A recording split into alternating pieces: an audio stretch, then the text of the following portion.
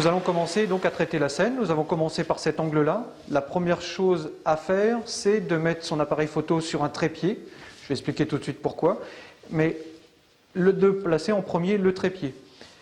L'appareil photo, réflexe ou numérique, peu importe. La principale information et la principale chose que doit avoir l'appareil photo, c'est qu'on puisse avoir une pose longue, ce qu'on appelle la pose B. Les paramètres de la prise de vue. L'appareil photo doit être sur une pose d'au plus 30 secondes. Mais ça va être le technicien qui peut décider plus ou moins. Mais c'est 30 secondes. L'ouverture maximum. De 8 à 2,8, on est sûr de réussir sa photo. Après, avec une certaine habitude, on pourra un peu diminuer. Mais 2,8, c'est bien pour un début. 2,8, 30 secondes. L'optique, peu importe. Mais surtout sur un trépied, puisqu'une pause de 30 secondes, c'est nécessaire.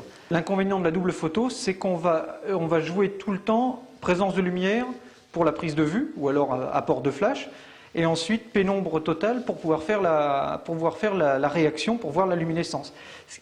L'inconvénient d'agir comme ça, beaucoup de lumière et sombre, va fatiguer énormément les techniciens, puisque ça va être sans discontinuer, beaucoup de lumière, peu de lumière, donc les yeux vont très vite se fatiguer, et une grande zone comme peut l'être une maison va être très vite fatigante et va ne pas permettre, en fin de compte, on va avoir du mal à finir cette zone.